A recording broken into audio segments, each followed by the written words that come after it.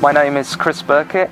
I'm an aerobatic display pilot, and it's my pleasure to display this beautiful aeroplane in air shows and other events up and down the country.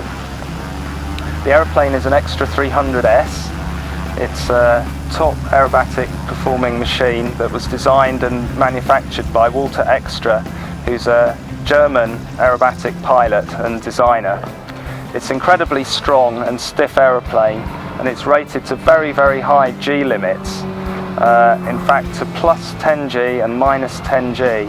And through my display sequence, I'm very often touching forces of 9 times my body weight, so 9G, and negative G forces of minus 5 or minus 6G. The aeroplane is capable of extraordinary manoeuvres because it's a very powerful machine, and it generates enormously powerful gyroscopic effects from its propeller. And this helps us fly a whole new class of aerobatic figures, such as the gyroscopic manoeuvres, which allow you to really present the aeroplane flying sideways, backwards and tumbling end over end. The aeroplane is powered by a 6-cylinder, 300 horsepower Lycoming engine, and its capacity is about 9 litres, so it's an extraordinarily large engine, and its lineage goes all the way back to just after the Second World War. The airframe of the aeroplane is extremely strong and stiff.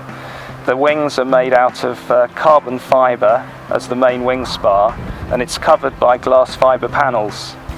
The fuselage structure is a steel tubular framed structure, which is also very strong.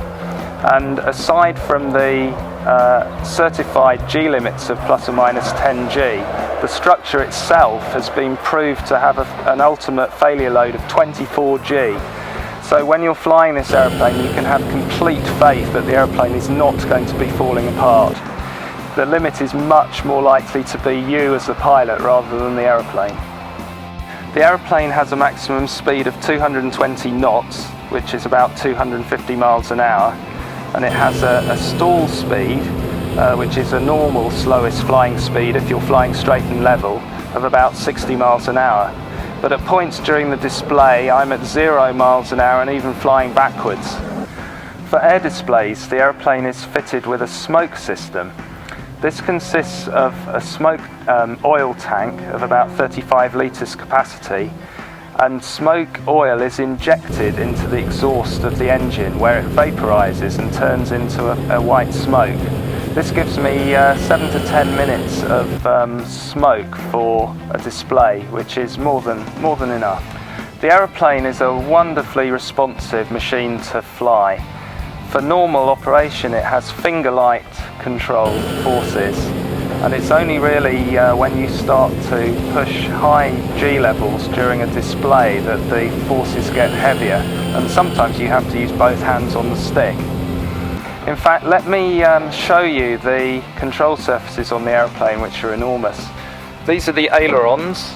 They're almost full span, as you can see, and they give a really high rate of roll to the aeroplane, 400 degrees per second, so more than one rotation in a second. And you can achieve even higher roll rates with this aeroplane in a flick roll, where you also introduce rudder to stall one wing but not the other. They're aerodynamically balanced by a spade underneath, so the control forces, even on full aileron deflection, are really remarkably light. The design of the aeroplane is such that these huge control surfaces are possible because the wing is so stiff. This aeroplane has a carbon fibre wing spar, and it's so stiff that you can fit enormous control surfaces as we have here.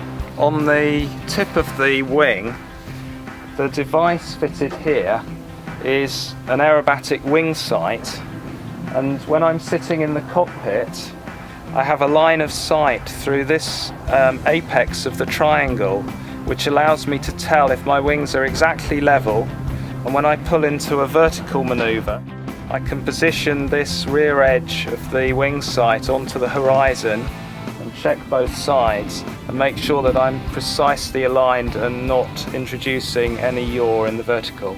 On this side, I also have a special turning vane which is quite useful at the top of vertical manoeuvres, where you're drawing a line in the sky but getting slower and slower, and you reach an apex at the top just before a stall turn. And this device, which has a little counterweight at this end, as the speed reduces, this vane flops, and at the point that it flops you're just at a very low airspeed, and you're able to then time your stall turn and kick rudder, so reverse back down into a dive.